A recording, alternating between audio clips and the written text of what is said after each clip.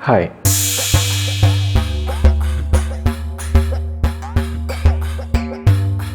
karena banyaknya tuntutan Sobat Kortugi yang budiman yang berharap Kortugi bikin TikTok, maka Kortugi bikin TikTok epic. Tapi bingung mau ngapain.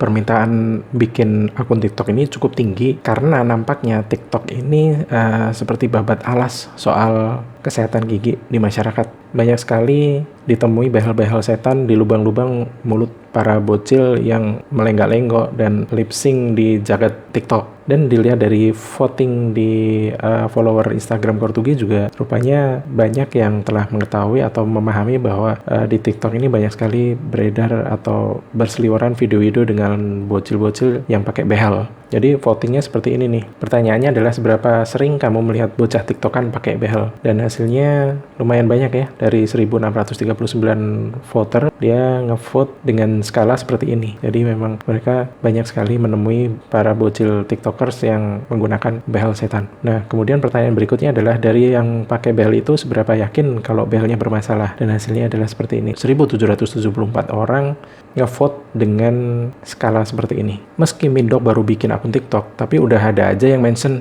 nih seperti ini nih. Nah, ini nih ganti karet pakai karet kunci rambut. Piawai banget cara ngaretinnya ya. Udah kayak ngaretin sego kucing.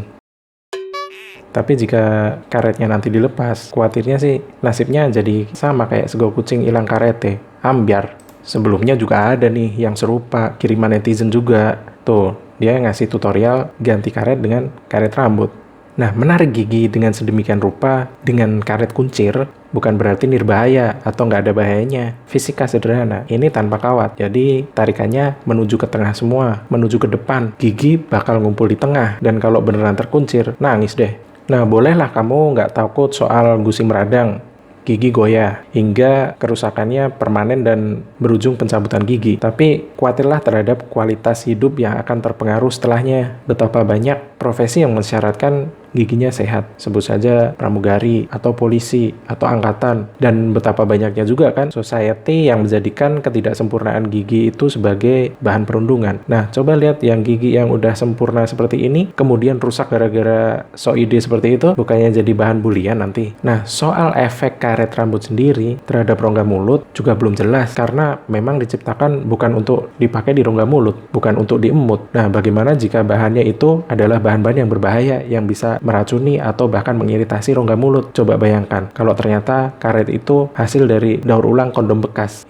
Entah mengapa TikTok ini didominasi oleh bocil-bocil berbehel setan. Seolah 3 elemen wajib TikTok adalah yang pertama behel setan, yang kedua Gibran alias gigi berantakan karena behel setan tadi, dan yang berikutnya skenarionya cringe banget.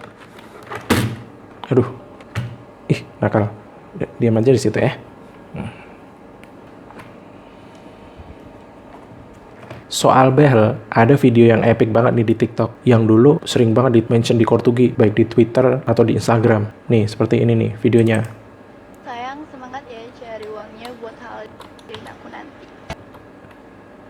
Nah, ini gusinya nongol, bos. Biasanya nih, kalau kita lihat konstruksinya seperti itu kan behelnya narik ya, narik ke belakang, karena karetnya pakai karet sambung alias power chain. Gusi yang nongol seperti ini karena giginya ketarik terlalu jauh, sedangkan tulang rahangnya atau gusinya nggak mampu mengikuti. Akhirnya gusinya offside, ketinggalan, padahal giginya udah bergerak ke belakang. Jadilah gusi yang nongol seperti itu. Ini lagi nih, Gibran, gigi berantakan, sekaligus behelnya ambyar.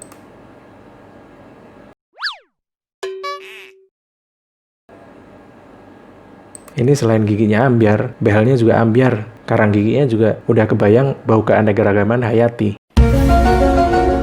Kenapa sih TikTok dipenuhi dengan bocil-bocil kayak gini? Seolah di form pendaftaran TikTok itu harus pakai validasi foto berbehel baru bisa dia punya akun. Padahal yang penting kan bukan berbehel, tapi ber-BH. Bisa jadi sih konstruksi tren seperti ini memang tercipta di awal TikTok ini booming. Nih, lihat aja dedengkotnya TikTok. Zaman dulu tuh, dia juga berbehel setan kan? Tuh, lihat aja. Giginya aja jadi nggak rata seperti itu, akibat ketarik behel setan. Hingga akhirnya, seleb TikTok generasi berikutnya ikutan terpengaruh, ikut-ikutan latah tanpa menelaah. Ini nih contohnya nih.